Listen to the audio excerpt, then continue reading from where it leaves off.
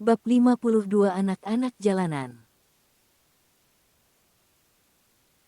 Konferensi digelar umum, banyak wartawan yang meliput dan diundang di peresmian bisnis baru Ibrahim Teknologi. Para wakil dari perusahaan besar di dunia juga hadir dalam acara itu. Kenapa mereka cuma mengirim wakil dari perusahaannya? Karena bos mereka akan bertandang ke Indonesia khusus untuk menghadiri pesta pernikahan mereka nanti, yang akan digelar seminggu lagi. Peresmian juga berjalan dengan mulus dan menjadi trending topik di majalah bisnis Asia. Perusahaan mereka juga mulai dilirik oleh investor dari mancanegara. Mereka ingin ikut numpang tenar juga. Hani, setelah ini ayo kita beli coto Makassar. Tapi tidak di restoran, aku maunya di pedagang kaki lima yang ada di taman. Terus lesehan makannya ya, melas Kimi yang sudah merasa lapar dan ngiler ingin makan coto Makassar. Oke baby twins, kita otu, papa pamit dulu ya ke yang lain dan biar om Alex yang handle berikutnya, kata Zain kepada calon bayinya. Dia sudah berjanji pada diri sendiri akan menuruti ngidam sang istri karena sudah berat mengandung dua buah hatinya sekaligus. Lex, gue pulang dulu, lo wakili gue. Ini twins minta coto Makassar kaki lima yang ada di taman, mereka juga minta makan lesehan. Aneh anak-anakku Lex.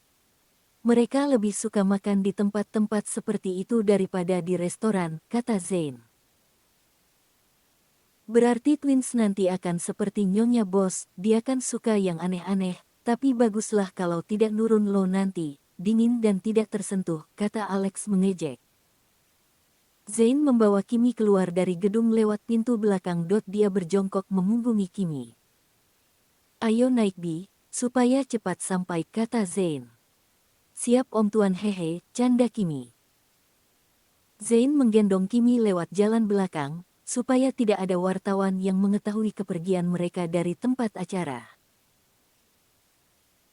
Zain sengaja memakai mobil Alex, supaya tidak mencolok. Mereka meluncur ke taman yang disebutkan oleh Kimi tadi. Zain membawa alas sendiri untuk duduk mereka, dia tidak mau bercampur dengan orang lain.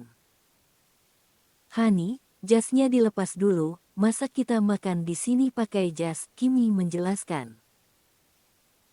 Zain melepas jas mahalnya dan mengganti sepatunya dengan sandal Alex meski sedikit kekecilan.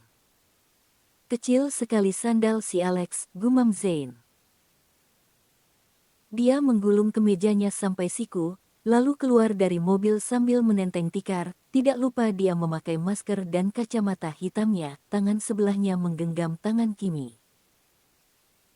Hani, kita beli rujak buah itu dulu, tunjuk Kimi ke penjual rujak buah. Dia juga membeli beberapa jus buah, es buah, kue coklat.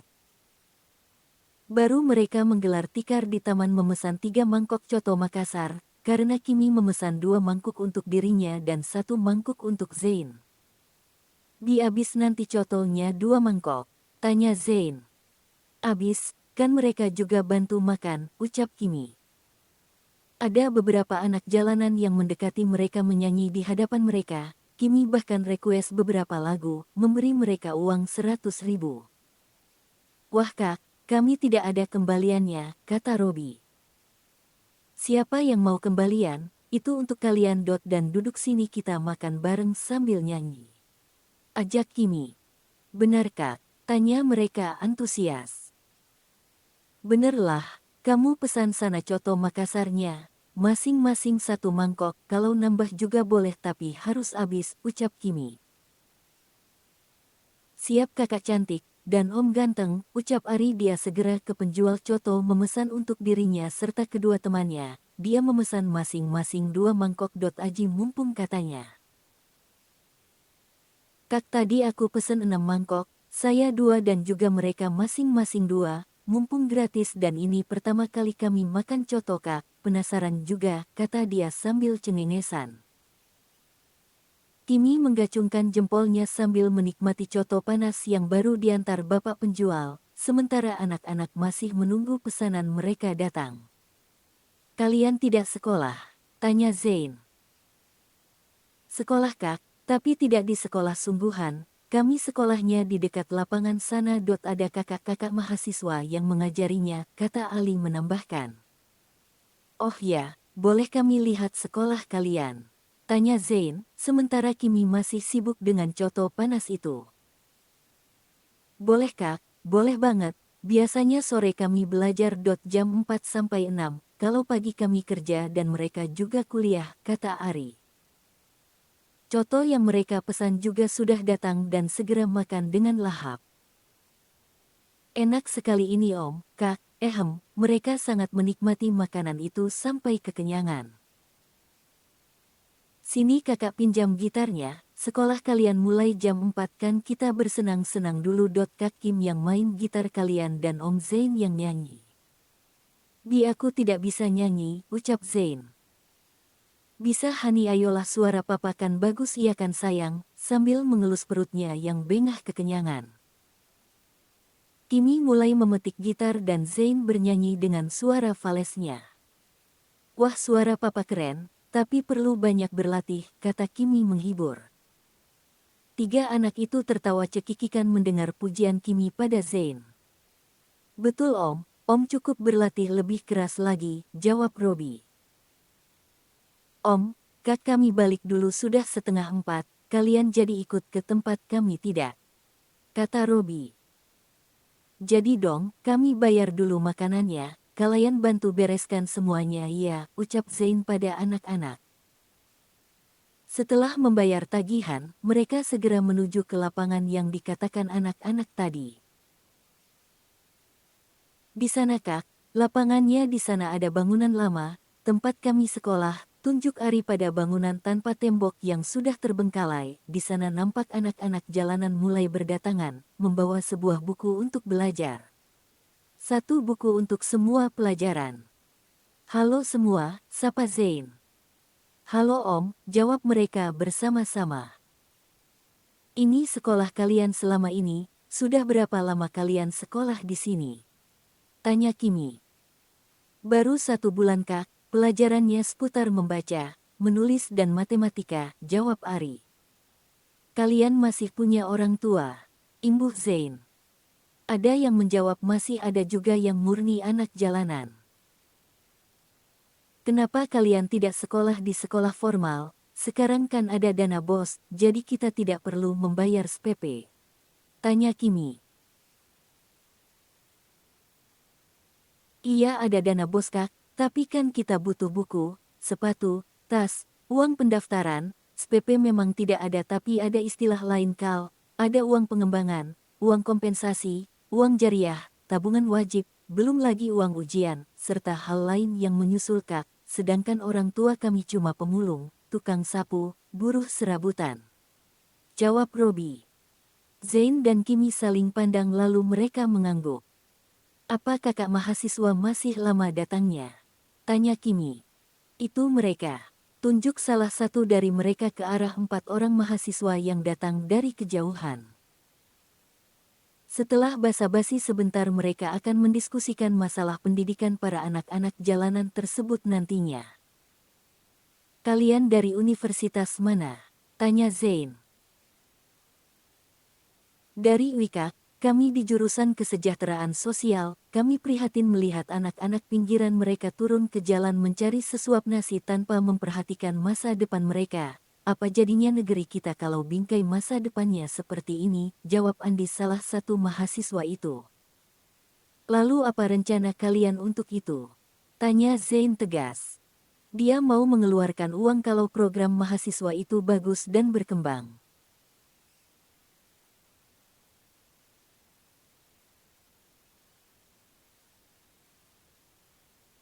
Kami membuka sekolah terbuka ini sudah 1 bulan, saat ini sudah ada 10 mahasiswa dan mahasiswi yang sudah bergabung, saat ini kami juga sedang menggalang dana dan mencari sponsor serta donatur untuk program ini, rencananya kami akan membagi mereka menjadi beberapa kelas, dan menyewa sebuah gedung atau rumah yang bisa untuk menjadi sekolah, meski ijazah mereka nantinya cuma kejar paket, paling tidak mereka bisa mengecap pendidikan, bisa baca, tulis, hitung dan mendapat keterampilan, selain dari mengamen ataupun minta min di lampu jalanan. Ini proposal kami Kak, kata Sony ketua dari yayasan yang mereka bentuk ini.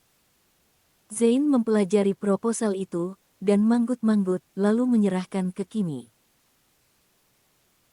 Program yang bagus, tapi apa kalian akan konsisten dengan program kalian ini seandainya nanti mendapatkan donatur atau investor dari program ini, misal tidak berhenti di tengah jalan?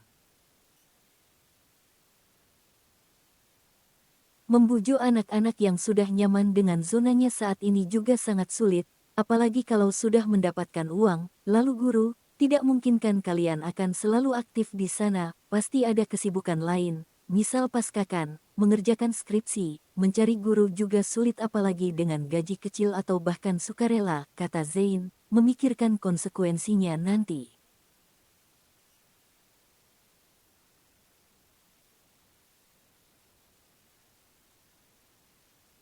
Kami akan konsisten Kak, dan soal guru honorer, ada bagian dari kami yang sudah lulus dan mau menjadi guru honorer, sekarang mencari pekerjaan juga sulit Kak, kami 10 orang ini ibaratnya otak dari yayasan yang akan kami bentuk, dan sudah kami pertimbangkan konsekuensi serta akibat yang akan timbul nantinya, guru kreatif juga sudah kami dapatkan. Tinggal kami membutuhkan tempat, fasilitas serta sarana prasarana belajar. Dan satu lagi Kak, masalah yang kami pikirkan saat ini tentang penjualan hasil kerajinan dan keterampilan yang nantinya akan dihasilkan anak-anak, keluh Sony. Kalau soal pemasaran nanti tim kami akan membantu mengatasi masalah dan mencari solusinya, kalau kalian sudah matang dengan program kalian, kami bisa bantu masalah dana dan tempat. Nanti saya akan tunjukkan beberapa tempat yang harus kalian kunjungi untuk mendapatkan dana tersebut, ucap Zain. Apa kalian ada tanah kosong atau gedung kosong yang bisa dibeli? Imbuh Kimi. Ada Kak, lokasinya tidak jauh dari sini, sebuah bekas pabrik. Pabrik itu sudah bangkrut tapi bangunan di sana masih kokoh. Kami juga sudah menemui pemiliknya dan bernegosiasi, tapi kendalanya mereka tidak mengizinkan kami menyewa tapi harus membelinya, jawab Andi seksi humas. Bisa ditunjukkan tempatnya, imbuh Zain. Andi dan Sony mengajak Zain dan Kimi tempat lokasi sementara dua yang lain tetap di sana memulai pelajaran sambil menunggu mahasiswa lainnya. Lokasinya bisa diakses menggunakan mobil, tanya Zain. Bisa Kak, kita pakai mobil kakak atau kami? Tanya Sony. Terserah kalian saja, itu tadi kami juga bawa punya teman dan parkir di depan taman, ucap Zain. Kalau begitu pakai mobil saya saja, tapi maaf kalau mobilnya jelek, ucap Sony merendah. Memang naik mobil harus yang bagus gitu, canda Kimi. Ya tidak juga Kak, tergantung budgetnya, jawabnya lagi. Mereka berempat menuju ke mobil Avanza hitam milik Sony. Zain dan Kimi duduk di kursi belakang, Sony menyetir dan Andi duduk di kursi penumpang depan. Mereka menuju ke ujung jalan, jalannya lumayan bergelombang, Zain jadi khawatir dengan keadaan Kimi yang sedang hamil itu. Dik jalannya hati-hati ya, istri saya sedang hamil muda, ini jalannya banyak lubang. Sebenarnya ini masih wilayah Jakarta apa bukan sih, kok masih ada jalan seperti ini, keluh Zain. Oh iya Kak, maaf kami tidak tahu, mungkin karena ini jalan buntu Kak, dan bekas pabrik itu memang letaknya paling ujung, dan sudah tidak dipakai, makanya jalannya juga tidak terurus, kata Sony.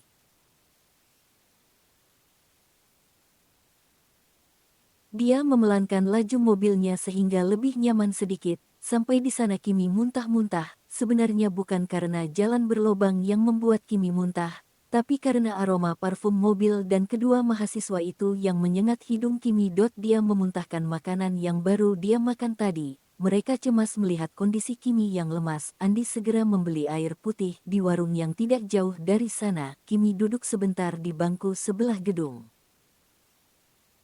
Maafkan aku ya, Zain mengelus punggung Kimi dan terus memijatnya. Kedua mahasiswa itu tersenyum melihat kesigapan Zain pada istrinya.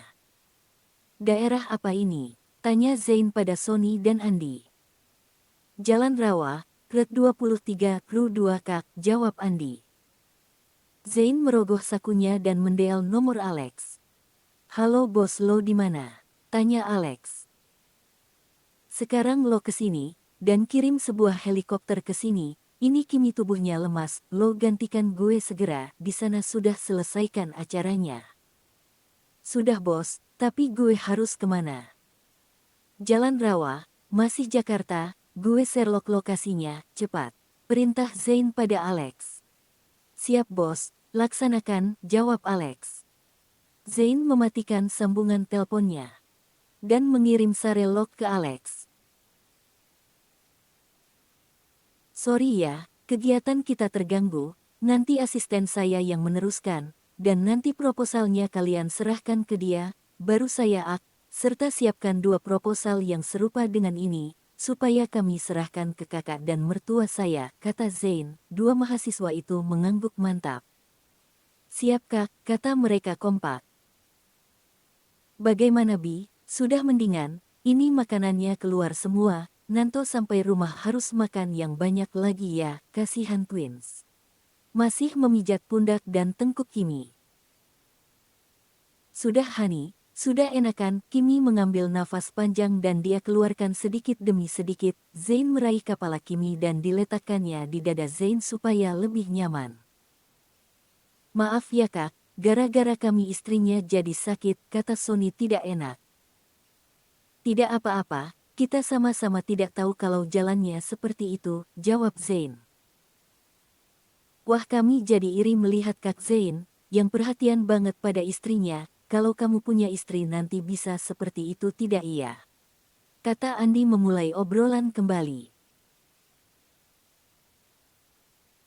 Harus bisa, di depan penghulu saya sudah berjanji akan memperlakukan dia dengan baik, menjaga dan merawatnya jadi kita harus penuhi itu. Dan istri saya ini sangat istimewa untuk saya, selain ibu dan mertua saya, dialah satu-satunya gadis yang tidak membuat saya alergi dan dia juga yang sudah memberi warna dalam kehidupan saya. Kalian tahu Zain Ibrahim?